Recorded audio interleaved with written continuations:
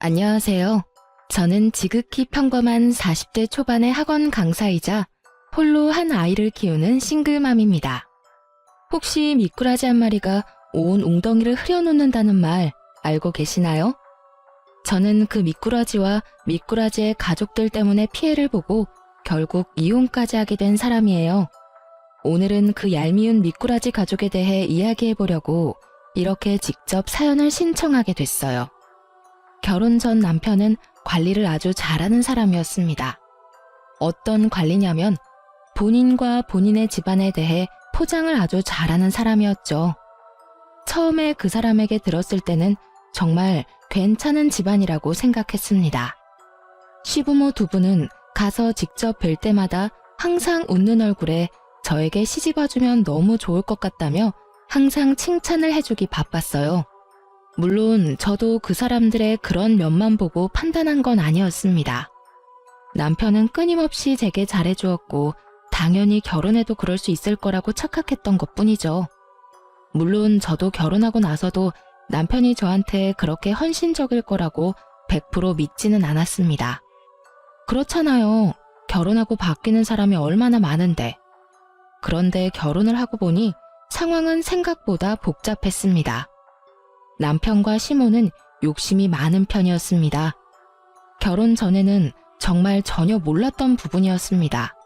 제가 가지고 있는 것들도 툭하면 욕심내며 지나가는 말로 우리한테 주면 안 되겠냐는 식으로 말하곤 했습니다. 처음에는 저도 농담을 하시는 거라고 생각했는데 듣다 보면 그게 아니라는 걸 알 수 있어요. 게다가 남편은 음식점을 운영 중이었습니다. 그런데 욕심이 많으니 식당을 운영함에 있어서도 굉장히 실속 봐가며 운영을 하더군요. 장사라는 것이 그렇게 졸라매기만 한다고 더 되는 게 아니잖아요. 제가 장사에 대해서는 잘 모르지만 갈수록 짜게 구는 바람에 단골이고 뭐고 다 떨어져 나간 것 같더라고요. 그렇게 가게 매출은 항상 신통치 않아서 매번 생활에 쪼들리곤 했습니다. 그런데 그 정도는 봐줄 수 있어요. 솔직히 가게야 잘 될 수도 있고 나빠질 수도 있죠. 그리고 남편이 못 벌면 제가 벌어도 되는 일이잖아요. 그래서 의외로 그 부분은 제게 스트레스를 주는 건 아니었어요. 그보다 더 문제였던 건 신우이의 존재 때문이었습니다. 남편과 시댁은 신우가 하는 말이라면 똥으로 매주를 쓴다 해도 믿을 정도로 이상하게 맹신하더군요. 처음에는 이상하게 생각했습니다. 왜 이렇게 신우에 대한 말을 다 믿을까? 하고요. 신우는 어릴 때 도둑이 든 걸 발견해서 집을 구해준 적이 있었다고 하더라고요. 그리고 그 뒤로 집안 사람 모두 신우 말을 잘 듣는다고 하더라고요. 뭐 이해할 수 있는 일이긴 했습니다. 그런데 문제는 그런 신우가 결혼 후 저를 탐탁치 않게 생각한다는 거였어요. 결혼 전에는 새언니랑 친하게 지내는 게 좋을 것 같다며 과하게 친한 척하더니 1년 만에 제게 반감을 표했어요. 처음에는 왜 저를 저렇게 싫어하나 싶었는데 나중에 알게 됐어요. 신우 생일에 자기가 원하는 선물이 있었는데 제가 그때 남편 벌이가 시원찮아 10만 원짜리 선물을 줬거든요. 솔직히 잘 버는 것도 아닌데 그 정도 금액을 신우 선물로 쓰는 것도 좀 버거웠는데 신우는 자기에게 그런 약소한 선물을 준 게 엄청 싫었나 보더라고요. 그걸 알고 나니 저도 신우에게 정이 안 붙더라고요. 게다가 신우가 저에게 가장 많이 했던 말이 있는데 그게 정말 짜증났거든요. 올케 언니는 정말 시집 잘 온 거예요. 솔직히 좋은 대학 나온 것도 아니고 그렇다고 얼굴이 예쁘거나 몸매가 좋은 것도 아니고 눈치도 없는 데다 친정이 빵빵한 것도 아니고 어느 집에서 언니를 받아주겠어요. 안 그래요? 모두가 있는 곳에서 이딴 말을 하는 신우와 그걸 듣고도 별말 없는 남편과 시모를 보며 저는 매번 속으로 욕만 했어요. 신우는 저보다 더 안 좋은 대학을 나왔는데도 그리 이야기하는 걸 보니 그냥 어이가 없었어요. 게다가 시댁 식구들도 마찬가지였어요. 어떻게 가족으로 들어온 아내이자 며느리에게 막말을 하는데도 말릴 생각을 하지도 않는지. 그래도 1년에 2번 보는 거니 참을 수 있었어요. 우리는 시댁에 자주 가는 편이 아니었거든요. 천만 다행이라고 생각했죠. 안 보면 속 편하니까요. 그런데 가정 내에서 그렇게 경고하던 시댁에서의 신우 입지가 떨어진 일이 생기게 됐죠. 신우는 대학 졸업 후 눈만 높아졌는지 대기업 취업을 한다며 시댁에 눌러 앉았어요. 그리고 장장 3년 만에 새로운 일자리를 찾았다며 서울에 가겠다고 하더군요. 그리고는 그게 무슨 큰일이라고 가족들을 모두 시댁에 불러 모았습니다. 그리고 하는 말이라고는 참 어이없는 말이었죠. 나 서울 갈 거야. 좋은 직장이 있어서 아는 사람이 그쪽으로 오라고 하네. 그런데 전세금이 좀 필요한데 엄마가 좀 빌려줘. 금방 벌 수 있으니까 다시 내려올 때 그때 돌려줄게. 신우의 그 말에 시모가 슬쩍 신우를 보더니 곤란한 표정으로 그러더군요. 얘, 집에도 지금 돈 한 푼 없어. 거짓말하지 마. 돈이 왜 없어? 나 취직도 못하고 여기서 썩으라고? 아니 무슨 전세금 할 만한 돈도 없어? 너희 오빠 결혼하면서 돈도 많이 썼고 이번에는 오빠 차까지 사야 해서 진짜로 돈이 없네. 시모는 자연스레 남편의 책임을 떠넘겼어요. 그걸 지금 말이라고 해? 오빠는 돈 없어? 엄마가 못 해주면 여태껏 받아가기만 했던 오빠가 줘야지. 세 사람의 이야기에 저는 부엌에서 설거지나 하면서 남의 이야기 듣듯 하고 있었어요. 진짜 남의 이야기였으니까요. 남편과 저는 통장도 합치지 않고 살고 있었거든요. 각자 집의 일은 각자가 알아서 하기로 해서 별 생각 없이 설거지를 끝내고 거실로 돌아왔어요. 그랬는데 남편이 제게 이렇게 묻더군요. 당신 돈 좀 있지 않아? 얼마 전에 장인어른한테 돈 받기로 한 거 있잖아. 남편이 뜬금없이 꺼낸 건 친정아버지가 제게 주기로 한 학원 개원 준비 자금이었어요. 결혼 후 애가 생기면서 일을 그만뒀고 경력 단절을 경험하던 저를 보다 못한 아버지가 학원을 개원할 수 있는 돈을 지원해주기로 한 거였거든요. 그리고 중요한 건 아직 받지도 않은 돈이었던 거예요. 저는 기분이 퍽 나빠졌어요. 그 돈이 무슨 돈인지도 알고 있었으면서 달라고 하다니. 저는 남편에게 단호하게 말했어요. 그 돈은 안 돼. 아버지가 아직 주신 것도 아니고 그걸 아가씨 전세금이라니. 당신은 그 돈이 어떤 돈인지 알고 있으면서 어떻게 그걸 달라고 해? 잘 알지.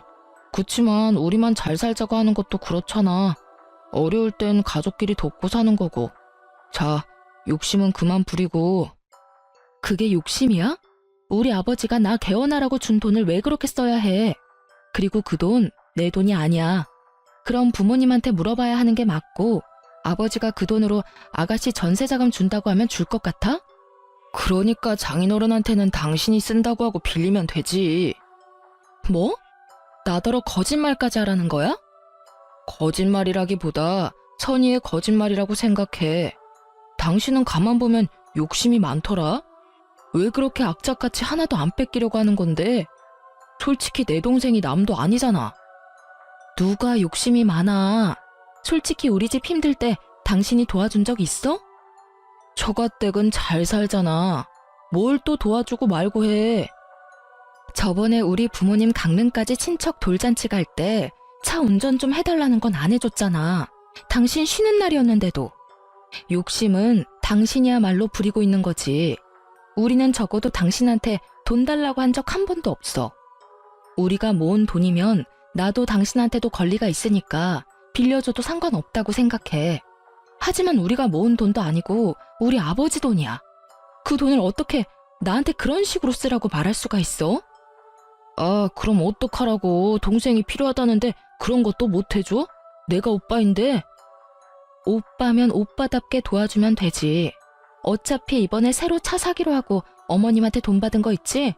그거랑 당신이 차 사려고 모아놓은 돈 아가씨한테 줘. 그럼 되겠네. 아니, 그 돈은 내 사업 미천이고 일할 때 필요한 차라서 사는 건데. 그럼 우리 아버지가 주신 학원 개업 준비 자금은 내가 놀려고 받는 거니? 나도 그건 내 밥줄이야. 솔직히 당신은 차 없어도 일할 수 있잖아. 그러면 당연히 동생을 위해서 당신이 양보해야 되는 거 아니야? 내가 아니라. 아, 정말 당신 진짜. 진짜 뭐? 내가 틀린 말 했어? 너한테 돈 있으니까 그 돈으로 아가씨 도우라는 게 뭐 그리 큰 잘못이야? 알았어. 내가 주면 되잖아. 결국 그렇게 남편은 자신의 새 차를 포기하고 신우에게 전세금 할 돈을 빌려줬습니다. 매달 돈을 갚는다는 조건으로 말이죠. 그런데 서울에 가서 일을 하겠다는 신우가 몇 달 만에 집으로 돌아왔더군요. 저는 잠깐 놀러 온 건 줄 알았는데 일주일 넘게 있는 걸 보니까 놀러 온 건 아닌 것 같았습니다. 그래서 슬슬 남편에게 물었어요. 아가씨 요즘 시댁에 자주 있는 것 같은데 휴가래? 아니야, 그런 거. 남편 목소리는 너무 좋지 않았어요. 기분 나쁜 표정을 보니 뭔가 있다 싶었죠. 그래서 남편에게 더 물어봤습니다. 그럼 일하러 간 사람이 왜 여기로 와? 일 그만뒀대? 사직? 아, 어디 가서 말하는 것도 쪽팔리긴 한데 다단계였단다, 다단계. 같이 데리고 간 친구가 등 쳐먹고 날랐대. 그래? 안 됐다. 그래도 전세금 다시 받으면 그래도 당신 차는 살 수 있겠네. 그걸로 마음 풀어. 제가 한 말에 남편이 인상을 더 구겼어요. 아, 전세금에도 뭔가 문제가 있구나 하는 걸 바로 느꼈습니다. 그 기집애가 매달 갚겠다면서 빌려가 놓고는 딱 한 달 갚고는 그 뒤로는 안 갚더라고. 이번에 내려왔을 때 완전 빈털터리로 와서 물어봤더니 전세금도 모조리 빼서 다단계에 다 집어넣으셨답니다. 아, 내가 어이가 없어서. 그 돈이 어떤 돈인데. 내가 악착같이 모아서 새 차 사려고 그렇게 아등바등 모은 돈인데 그걸 싹 다 날렸대. 그 이야기를 듣는데 어찌나 웃기던지 저는 웃음을 참느라 허벅지를 꼬집어야 할 정도였습니다. 솔직히 전세금을 날린 건 너무 아까웠어요. 하지만 그 돈으로 차를 산다는 것도 저는 너무 아깝다고 생각을 했었거든요.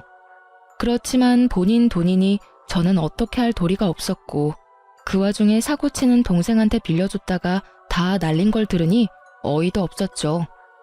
하지만 이걸로 남편과 시모는 아가씨가 생각보다 그리 똑똑하지 않다는 걸 느끼게 된 것 같았습니다. 당연하죠. 그 큰 돈을 빌려줬다가 싹 다 말아먹었는데 아가씨에 대한 신뢰가 남아있을 리가 없잖아요. 저는 그 아까운 돈으로 남편이 좋은 경험했다고 생각했어요. 믿을 수 있는 사람과 믿을 수 없는 사람을 빨리 구분하는 건 더 큰 문제를 예방할 수 있는 좋은 예방접종이 될 테니까요.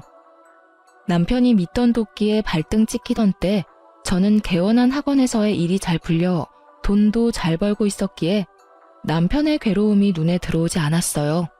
많이 바빴거든요. 신우는 시댁에 들어와 들러붙었습니다. 일도 하지 않고 부모 돈만 축내는 신우를 보다 못한 시부가 신우에게 일자리를 주선해줬어요.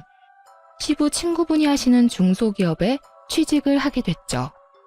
거기 취직하면서도 잔소리는 어찌나 많은지 너무 작은 회사다, 돈이 적다, 난리도 아니었어요.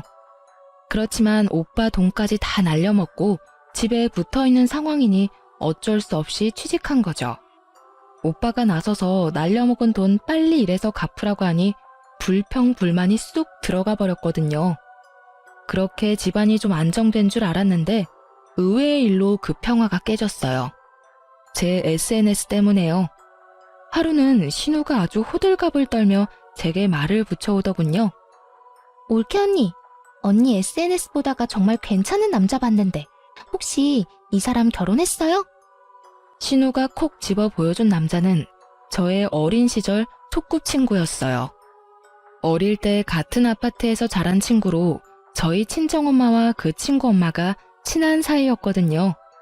개모임도 여전히 하고 있기도 하고 일단 집이 가까워요. 저희 본가와 얘네 본가가 윗집 아랫집이거든요. 이 친구는 괜찮은 애였어요. 성격도 착하고 직업도 괜찮았죠. 그런데 딱 한 가지 때문에 여태 결혼을 하지 못하고 있었어요. 바로 가족 때문이었는데요.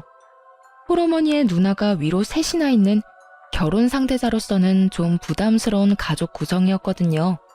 그것만으로도 놀랐는데 그 홀어머니 성격도 상상 이상이었거든요. 직원 수도 꽤 되는 에스테틱을 운영 중이신 세련된 분이에요. 그렇지만 친구인 우리들에게도 깐깐하게 구시는데 여자친구라고 하면 용모단정, 품행방정, 순종적인 여자가 아니면 눈에 들어오지도 않는 모양이더라고요. 저희 엄마가 이야기한 적 있었거든요. 저러다 아들 노총각 되어봐야 정신 차릴 거라고. 신우를 소개시켜주면 분명히 신우가 피볼 것 같다는 생각에 저는 일단 난색을 표했습니다. 아가씨, 이 친구는 안 될 것 같으니 다른 사람을 찾아보는 게 어떨까요? 그리고 원래 가족끼리 선자리 봐주고 그러면 나중에 말이 많아서. 에이, 그러지 말고 한 번만 소개시켜줘 봐요. 혹시라도 좋게 풀리면 엄마가 뭐라도 해주겠죠. 안 해줄걸요 하고 속으로 생각하며 저는 싱긋 웃었어요. 제 거부의 의사를 읽었는지 신우가 시모에게 쪼르르 달려가 이르더군요. 엄마, 올케 언니한테 남자 소개해달랬더니 안 된대. 엄마가 좀 어떻게 해줘봐. 시모는 제게 그 남자가 뭐 하는 사람인지 학력은 어떤지 꼬치꼬치 캐묻더라고요. 어머님, 이 친구는 아가씨가 좋아하는 유명 대학 나온 것도 아니고 집도 잘 사는 거 아니에요. 아니, 그럼 너는 우리 딸이 뭐가 모자라서 그런 남자 소개도 못 받게 하는 거야? 너 설마 우리 딸 무시해서 그런 행동하는 거니? 그런 거 아니고 아가씨가 항상 저한테 말하던 거 있잖아요. 이 친구도 대학도 좋은 곳 나온 것도 아니고 시댁이 빵빵한 것도 아닌데 혹시 소개시켜줬다가 아가씨한테 욕 얻어먹을까봐 그래요. 항상 제가 그렇다면서 욕하셨잖아요. 제 말에 신우가 어색한 표정으로 눈치를 보며 중얼거리더군요. 내가 언제 그런 말 했다고. 항상 그렇게 말해서 저는 아가씨한테 아무나 소개해주는 건 좀 꺼려져서요. 욕먹는 건 저만 먹으면 되지 굳이 친구 욕 듣게 만드는 것도 좀. 대놓고 신우의 행동을 꼬집어 반박하는 제 말에 시모가 버럭하더군요. 그런 소리를 뭐하러 가슴에 묻어놔? 그냥 철 모르는 애가 아무 말이나 짓거린 걸 가지고. 그걸 막아야 하는 게 어른의 할 일이라고 말해주려다 참았어요. 신우는 그 뒤로 쫓아다니며 제게 친구를 소개해달라며 난리더군요. 그쯤 되니 남편이 나섰습니다. 그냥 소개 좀 해줘. 뭘 그렇게 비싸게 굴어? 비싸게 구는 게 아니라 내가 욕 얻어먹을까봐 그렇지. 내 동생 그렇게 까다로운 애 아니야. 아가씨가 아닌데? 뭐? 내 동생이 어디가 별론데 퇴짜를 놔? 얼굴만 반반한 게. 대기업 다니잖아. 어쨌든 난 욕 얻어먹기 싫어. 그래서 안 해줄 거야? 끝까지 쫓아다닐 텐데. 그 이야기를 들으니 한숨이 나오더군요. 봐서 좋은 얼굴도 아니고 매번 얼굴 붉히는 신우와 마주치는 것도 참 힘든 일이긴 했죠. 그 생각만 하면 그냥 확 소개시켜줄까 하는 생각을 했어요. 혹시라도 잘 되면 신우가 저한테 앞으로는 그런 안하무인인 태도를 취하지 못할 테니까요. 그렇게 두 사람을 소개시켜주면서 잘 될까 싶었는데 이게 무슨 일인가요? 신우가 조신하게 군 건지 몰라도 두 사람이 덜컥 결혼식 날까지 잡았다고 하더라고요. 그 덕분에 저는 친구에게 상품권을 선물 받았어요. 솔직히 말하면 이 돈도 받을 기분이 나는 건 아니었거든요. 신우가 어떻게 내 친구와 그 시댁을 구워 삶아서 결혼을 했는지 모르겠지만 저 성격이 들통나지 않을 리가 없다고 생각했거든요. 그래서 저는 친구에게 받은 상품권으로 친구 집에 들어갈 가전을 해줬어요. 어차피 신우 집이고 결혼하면서 당연히 뭐라도 해달라고 당당하게 요구할 테니 이걸로 퉁치면 될 거라고 생각했죠. 그런데 신우의 성격이 드러날 것을 걱정하던 제게 들려온 건 뜻밖의 소식이었어요. 아가씨가 허구한 날 친정에 돌아와 시모를 붙들고 눈물바람을 일으키고 있다는 말이었죠. 남편에게 그 이야기를 듣고 처음에는 어안이 벙벙했어요. 그 신우가 못 버티고 이렇게 매번 운다고? 그렇지만 섣불리 관심을 둘 생각은 없었어요. 관심 있는 척이라도 하다가 불똥 튀면 큰일이라고 생각했거든요. 그런데 하루는 시모가 저에게 시댁에 잠시 오라고 하더군요. 일을 마치면 꽤 늦은 시간이라 다음날 가겠다고 했는데 오늘 당장 오라며 강조하길래 어쩔 수 없이 저녁에 지친 몸을 이끌고 시댁으로 갔어요. 그래, 왔니? 여기 와서 앉아봐라. 저는 시모가 시키는 대로 거실에 앉았어요. 그런데 거실에는 시모 혼자만 있는 건 아니었어요. 신우가 눈이 퉁퉁 부은 채 거기 앉아 있더라고요. 너희 신우이 눈 퉁퉁 부은 거 보이지? 네, 눈이 많이 부었네요. 울었어요? 올케 언니, 어떻게 그렇게 모르는 척 할 수가 있어요? 척이 아니라 진짜 몰라요. 저 지금 방금 여기 왔거든요. 내가 지금 시댁에서 어떤 취급 당하는지 올케 언니는 다 들어서 알고 있잖아요. 물론 아무것도 몰랐습니다.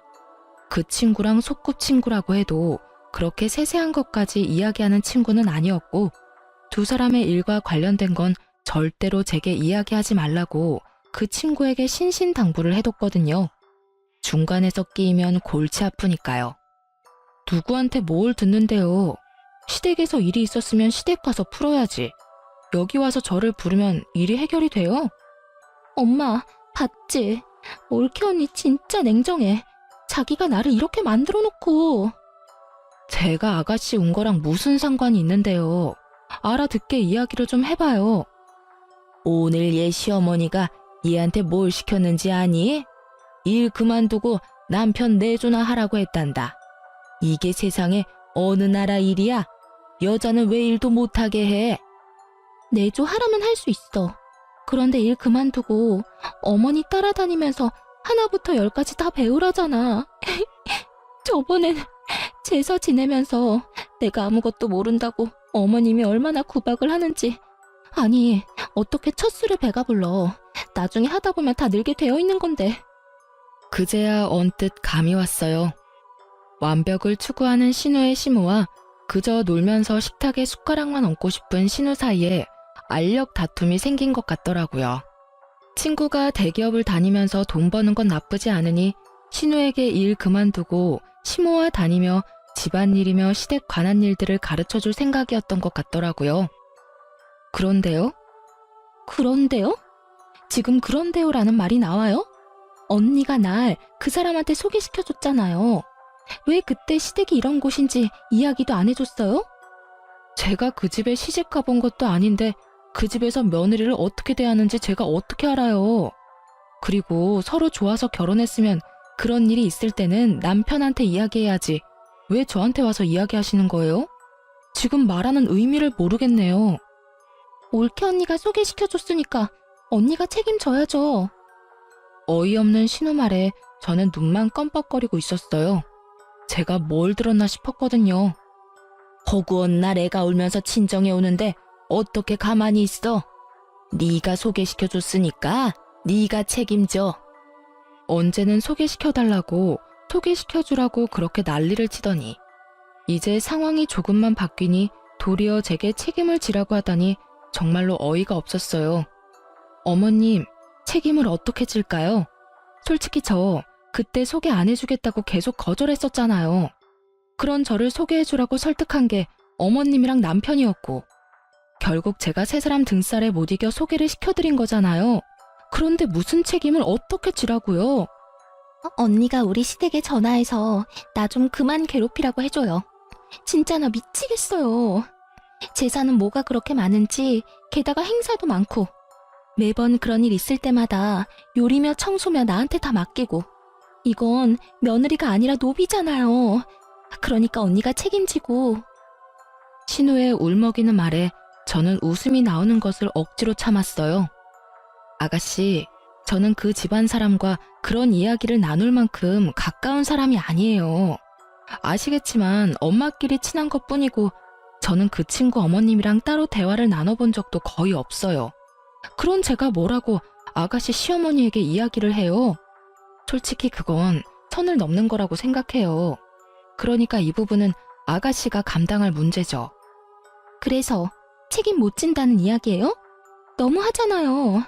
언니는 우리 집 시집 와서 이렇게 편하게 사는데 왜 나는 거기서 노비처럼 부려먹혀요? 책임져요. 책임지라고요. 마치 어린애가 떼쓰듯 소리 지르는 신우를 보며 저는 고개를 절레절레 저었어요. 아가씨, 결혼은 제가 했나요? 아가씨가 했지. 저 아가씨 결혼하라고 등 떠민 적 없어요. 본인이 한 행동에 책임은 본인이 지셔야죠. 하물며 결혼이라는 큰일에 제가 협박이라도 했으면 모를까 말리려던 사람한테 책임지라고 하는 건 아닌 것 같네요. 올케 언니. 빽 소리를 지르는 신우를 보며 저는 소파에 놔두었던 가방을 어깨에 걸었어요. 그리고 어머님, 아가씨가 시댁일로 마음 고생하는 거 싫으셨으면 사돈댁에 직접 말씀해 주세요. 저한테 말해봤자 바뀌는 거 없고 해줄 수 있는 것도 없고 그냥 서로 마음만 상하니까요.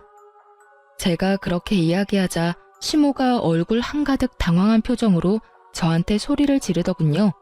너 어디서 그런 말을 시어머니한테 해? 그럼 어머님이 저한테 그 일을 책임지라고 한 건 상식적으로 맞는 말이긴 해요. 결혼을 내가 하라고 등 떠민 것도 아닌데 바쁜 와중에 이리저리 휘둘리며 시댁까지 불려온 제 생각은 안 해보셨죠? 아니, 뭔 놈의 시댁이 매번 이딴 식이야? 내가 한 일도 아닌데 책임을 지라니. 결국 최대한 참고 넘기려던 저도 빵 터지고 말았고 그때 시댁 현관문이 열리며 남편이 들어왔어요. 오빠, 올케 언니 좀 봐. 엄마한테 대들어서 지금 난리도 아냐. 뭐? 그게 무슨 소리야? 그 사람이 그럴 일이 없는데? 가서 한번 보라고. 남편이 뛰어들어오자 시모가 한마디 하더군요. 아이고, 내가 집안에 사람을 잘못 들였어. 시어미를 이렇게 홀대하고 막대하는 며느리인 줄 알았으면 머리 싸매고 널 반대했을 게다. 어떻게 이런 식으로 나한테 막말을 해? 막말이 아니라 바른 말이죠. 도대체 무슨 일들인데 이래요? 남편이 묻자 시모가 입을 꾹 다물었어요. 저는 남편에게 상식적인 반응을 기대하며 말했어요. 아가씨가 시댁에서 마음고생을 많이 한다고 나를 불러서 나한테 책임지라고 하시네? 당신도 알다시피 나 계속 아가씨가 내 친구 만나는 거 막았어. 결혼은 아가씨가 선택해서 다 해놓고 이제 와서 힘들다고 나한테 책임지라고 하는데 내가 어떻게 화가 안 나? 그런 것 때문에 화난 거였어? 그럼 그냥 잘 타이르면 될 일이지. 왜 엄마랑 이렇게 드자비질을 해? 나도 처음에는 좋게 이야기했지. 꾹꾹 참았다고.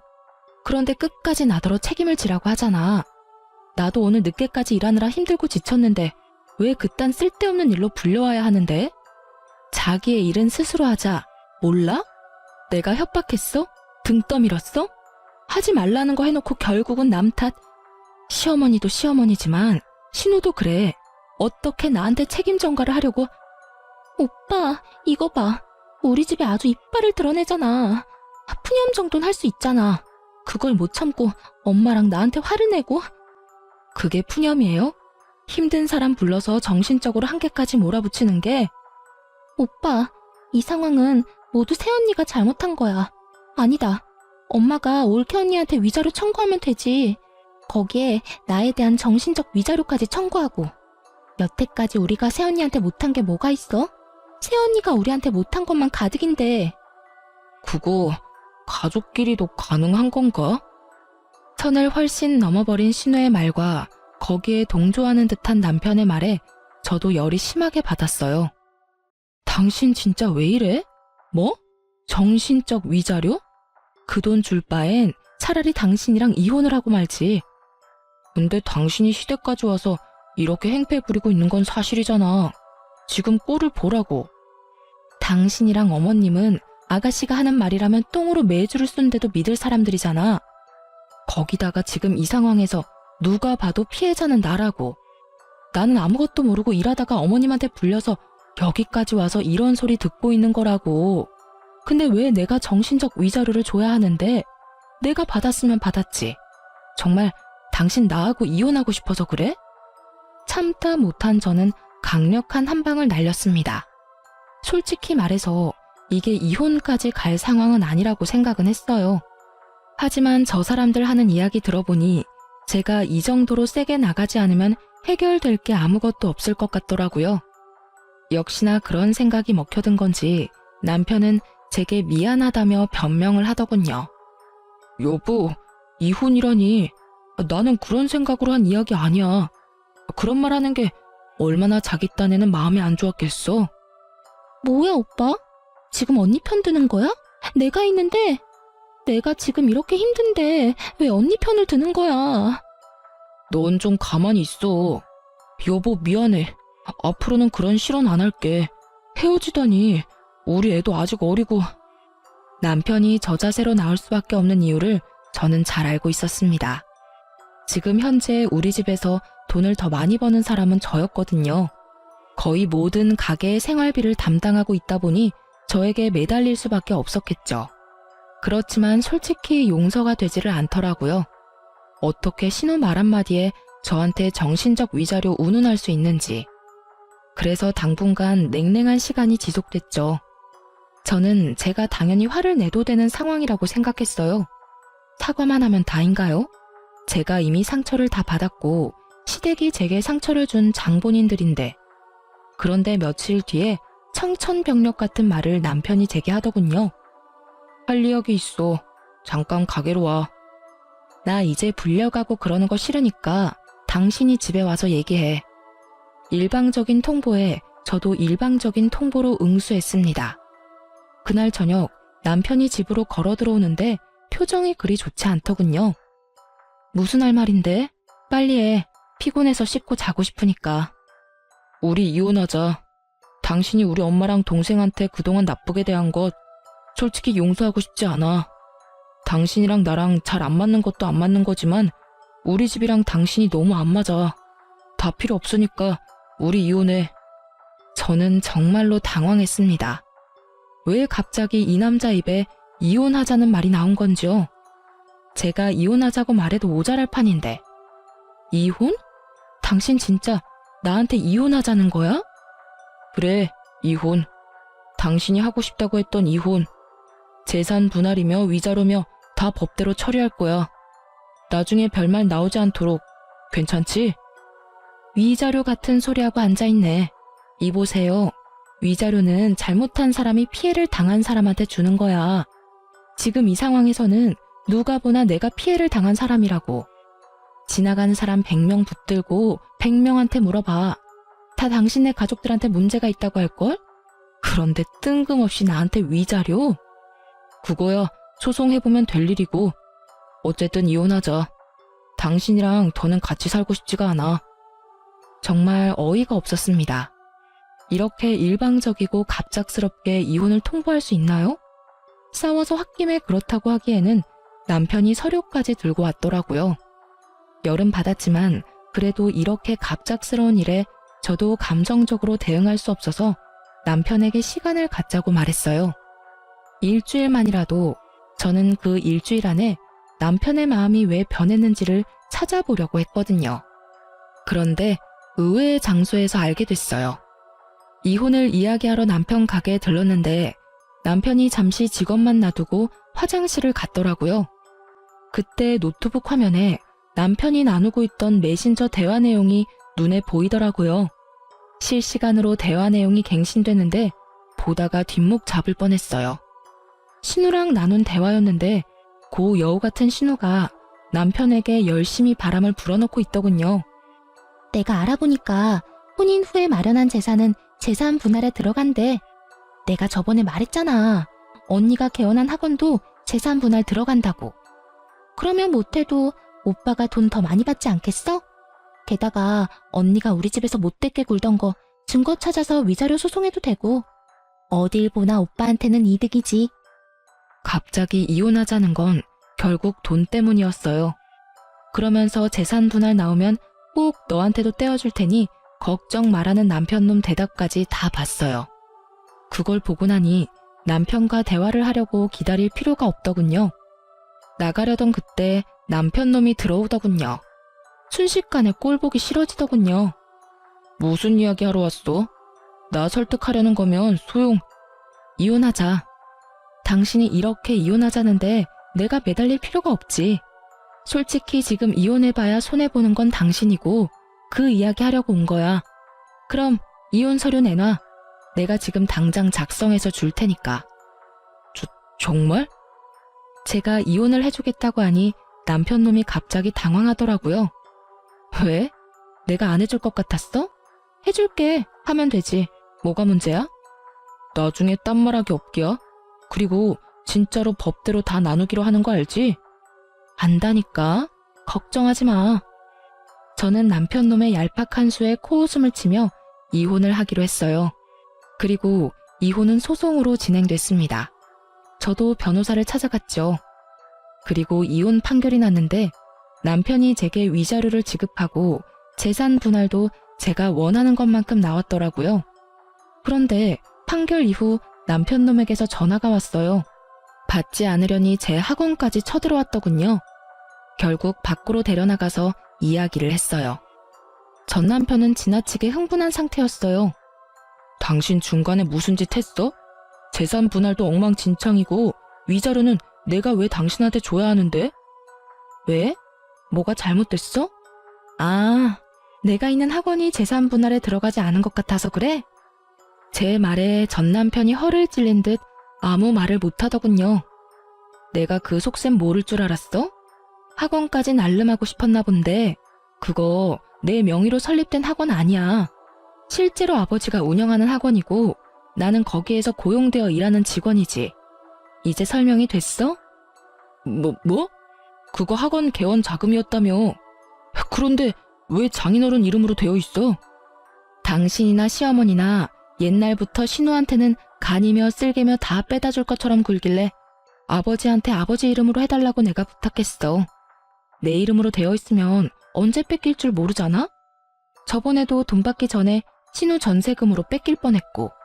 당신 진짜 너무하다. 그래놓고 어떻게 나한테 그렇다는 말 한마디를 안 했어? 내가 왜 해야 하는데? 아버지 재산인데 아버지가 어떻게 하든 아버지 마음이지. 너야말로 너무한 거 아니야? 신우 말에 홀라당 넘어가서는. 여보, 미안해. 이거 없던 일로 하면 안 될까? 나 당신한테서 위자료 받을 거라고 철석같이 믿고 대출로 외제차 샀단 말이야. 이거 못 갚으면 진짜 나 파산이라고. 알아서 해. 언제는 나한테 허락 맡았어? 혼자 망할 건데 나한테 허락은 왜 맡냐? 끊는다. 여보. 저를 애타게 부르는 남편 목소리에도 전화를 뚝 끊어버렸어요. 이혼해놓고 이제 와서 자기 생각과 다르다며 제게 매달려요? 결국 나중에 지나다니면서 보니 전 남편은 사정이 어려워졌는지 가게마저 내놨더군요. 어차피 그리 장사가 잘 되던 가게가 아니어서 언젠가는 망하겠지 싶었는데 이혼하고 얼마 안 돼서 바로 망해버리더군요. 저는 위자료와 재산 분할 받은 돈으로 학원 근처에 전세를 얻어 들어갔어요. 친정이 가까이 있어 애도 봐주시니 솔직히 예전보다 더 마음 놓고 일할 수 있는 환경이었죠. 그런데 주말에 쉬고 있는데 친정엄마가 제게 주소를 하나 던져주며 지금 이쪽으로 오라더군요. 오늘 모임에 가져가야 할 물건을 놔두고 왔다고 말이죠. 그런데 주소를 보니 좀 가고 싶지 않았어요. 그 주소는 제 소꿉친구의 본가였거든요. 즉 신우 시댁이었던 거죠. 그렇지만 신우가 오빠 이혼시키고 망하게 만든 뒤에 어떻게 지내고 있나 싶어 한번 가보기로 했죠. 그런데 집에 갔더니 신우 표정이 아주 살벌해지더군요. 오빠가 그 꼴난 게 마치 제 탓이라는 표정이었죠. 여전히 상황 파악 못하고 남 탓만 하고 있어서 저도 가만히 있지는 않았어요. 신우가 부엌에서 일 보는 사이에 아주머니에게 슬쩍 말을 걸었죠. 아주머니, 그거 아세요? 아주머니 며느리요. 사실은 허당인 거 아세요? 그게 무슨 소리니? 예전에 일하러 서울 간다면서 전세금 내놓으라고 집에서 난리 피운 적 있었거든요. 그때 전 남편이 차 살 돈으로 전세금 줬는데 그것까지 싹 다 말아먹고 결국 집에 내려왔었죠. 그때 정말 웃겼어요. 사기당한 게 자기 잘못이냐며 자기는 잘못 없으니까 돈 갚을 필요도 없다고 우기는데 하긴 제일 웃겼던 건 제 전 남편 꼬드겨서 저랑 이혼하게 만든 거였네요. 위자료 받을 수 있다고 바람 불어넣어서 결국 이혼했는데 결국은 그쪽이 망했거든요. 제가 그렇게 이야기하자 아주머니뿐만 아니라 그 집 시누이들까지 완전 난리가 났더라고요. 넌 도대체 젊을 때 뭘 하고 돌아다닌 거니? 설마 지금도 다단계 같은 거 하는 거 아니지? 어쩐지 친정하고도 요새 사이 안 좋아 보이더니 그런 일이 있었던 게야? 너 처신 잘해라. 어떻게 이런 애가 우리 집에 들어와서는. 어머니, 사실이 아니에요. 저는 그런 적 없어요. 이건 다 저를 모함하려고. 전 있는 사실만 이야기해요.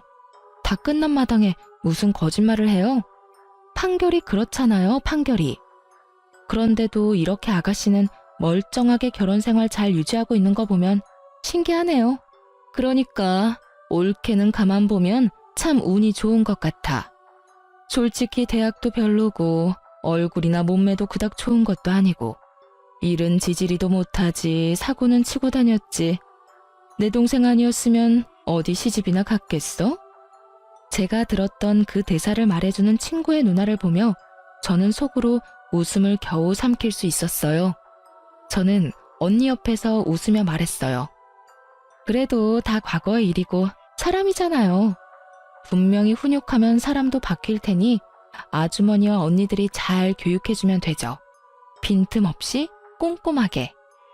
그 말에 전 신우 얼굴은 똥 씹은 것처럼 변하고 저는 그런 신우를 놔두고 그 집에서 나왔어요. 그날 저녁 전 신우에게서 전화가 왔지만 스팸으로 돌려두고 전화를 받지 않았어요. 그렇게 몇 달 지났을까요? 쉬는 날 친정에 들러서 애 맡겨두고 편하게 누워서 TV를 보는데 밖이 엄청 소란스럽더라고요. 그래서 이상하다 싶어서 현관문을 빼꼼 열어봤는데 아랫집에서 엄청 큰 고함 소리가 오가더군요. 바로 제 소꿉친구의 집에서 나오는 소리였어요. 오빠, 나가라고. 왜 여기까지 와서 행패야? 이거 안 놔? 내가 네 실체 여기다 다 까발려버릴 거야. 사돈어른, 제 말 잘 들으세요. 이 녀석 임신한 거 다 거짓말이에요. 시댁에 임신했다고 하면 자기한테 잘해줄 거라고 생각하고 거짓말한 거예요. 오빠 미쳤어? 저리 꺼지라고. 제발 부탁이야. 네 부탁 이제 들어줄 일 없으니까 너나 꺼져. 내가 지금 여기서 왜 이러고 있는데 네가 나한테 바람 넣어서 결국 와이프랑 이혼하고 가게까지 팔아먹고 배달일 하는 게 고작이야. 그런데 너는 책임질 생각은 전혀 없이 나한테 뭐? 오빠 인생이니까 오빠가 책임져? 내가 오늘 네 인생 끝장을 보게 해줄게. 사돈어른! 뭐? 그 말이 사실이냐? 어머님, 아니에요. 아닙니다. 설마 네가 그런 거짓말을 할 리가. 아니다. 지금 당장 산부인과 가보자. 어서. 안 돼요, 어머님. 저 지금 몸이 너무 안 좋아서. 당장 가자는데도 뭐 하는 거야? 그래, 거짓말이 맞구나.